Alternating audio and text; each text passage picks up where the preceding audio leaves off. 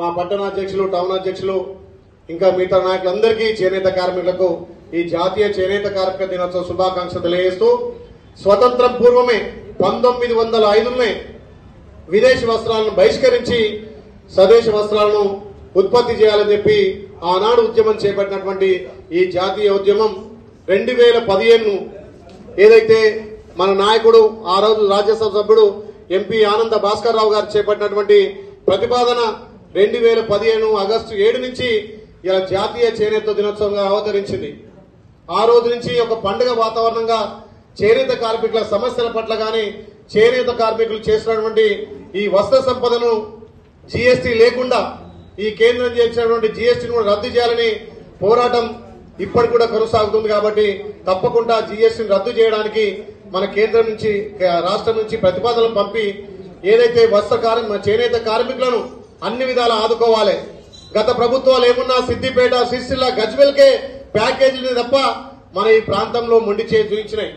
దానికోసం మన గౌరవ ముఖ్యమంత్రి కూడా చేనేత కార్మికులకు పెద్దపీట వేయాలని, ఏదైతే బతుకమ్మ చీరల పేరు ఉన్నటువంటి 150 కోట్లను కూడా మన ప్రభుత్వం రాగానే విడుదల చేసి చేనేత కార్మికులకు ఆదుకున్నది మన ప్రభుత్వం. నిజంగా మన ప్రాంతం నుంచి ఒక పద్మశ్రీ అవార్డు వచ్చిందంటే ఈ ఆలేరు ప్రాంతం కాదు, తెలంగాణకే వన్నె తెచ్చినటువంటి మన మల్లేశాన్ని నిజంగా మన ఆలేరుకు ఒక ఆనిముత్యంగా మన గౌరవాన్ని పెంచి ఆలేరు ప్రఖ్యాతి చేసింది. కాబట్టి ఇలాంటి వాళ్లకు మన ప్రభుత్వం ప్రోత్సహించాలి. నిజంగా ఎంత అద్భుతం అంటే 6 గజాల చీరను అగ్గిపెట్టెలో తయారు చేసినటువంటి కళాకారులు మన చేనేత కళాకారులు. మరి ఇలాంటి వాళ్లకు ప్రభుత్వం ప్రోత్సహించాలి. ఇలాంటి వాళ్లకు సిద్దిపేట, సిరిసిల్ల, గజ్వేల్కి ఇచ్చినటువంటి ప్యాకేజీలు మనం కొట్లాడి తెచ్చుకోవాలి. ఆ రోజుల్లో ఆ ప్రభుత్వాలు మనం విస్మరించినాయి. చేనేత కార్మికుడు ఈ చేనేత తప్ప వేరే పనికి పోలేని పరిస్థితి. చేనేత కార్మికులకు ప్రభుత్వం అండగా ఉండాలనే ఉద్దేశంతో వాళ్ళ మొండి బకాయిలు ఉండొద్దని చెప్పి మన గౌరవ ముఖ్యమంత్రి మొన్ననే 150 కోట్లు ఇలా విడుదల చేసిండు. అదేవిధంగా స్కూల్లో యూనిఫామ్ గాని, ఏదైనా వస్త్ర పరిశ్రమ గాని ఏ మండల్లో ఆ మండలనే తయారు చేసి వాళ్ళకి ఎక్కువ కూడా ఉపాధి కల్పేటట్టుగా చేసిండు. కాబట్టి ఇంకా మీ సమస్యల పట్ల గౌరవ ముఖ్యమంత్రి తోటి, ప్రభుత్వంతో ఖచ్చితంగా చర్చించి చేనేత కార్మికులు ఉన్నటువంటి డిమాండ్ గాని, వాళ్ళ సమస్యలు గాని, ముఖ్యంగా రేపు వచ్చే ఇందిరమ్మ ఇళ్లను కూడా మీకు సపరేట్ కోటా కూడా ఇస్తానని చెప్పి ఆలేరులోనే అది అమలు చేస్తానని చెప్పి చేనేత కార్మికులకు తప్పకుండా ఇందిరమ్మ ఇల్లు ఇప్పించే బాధ్యత నేను తీసుకుంటా. ప్రభుత్వ కార్యక్రమాలు, ప్రభుత్వ స్కీమ్లలో కూడా చేనేత కార్మికులకు సపరేట్ కోటా ఉండే విధంగా, ఎందుకంటే వెనుకబడ్డ వాళ్ళు ఒక చీర, ఒక జర నేరిస్తేనే వాళ్ళ గడుస్తుంది. కాబట్టి ఇలాంటి వాళ్ళకు ప్రోత్సాహకాలు ఇచ్చి, ప్రభుత్వం నుంచి సబ్సిడీలు ఇచ్చి చేసే విధంగా తప్పకుండా నా బాధ్యతగా నేను నెరవేరుస్తా.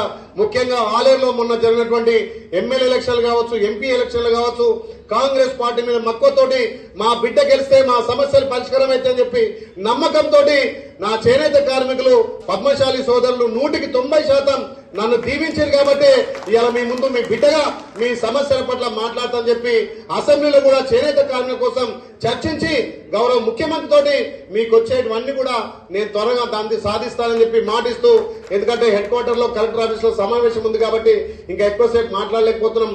అక్కడ మన కోసం సమావేశం ఏర్పాటు చేసి కాబట్టి మీరు అన్యత భావించొద్దు. ఏ కలెక్టర్ ఆఫీస్ అయినా, హెడ్ క్వార్టర్ అయినా నాకు ముఖ్యంగా ఆలేరు కాన్స్టిట్యున్సీ, నా ఆలేరు పద్మశాలన్నల డిమాండ్స్ గాని, వాళ్ళ సమస్యలు వినాలే.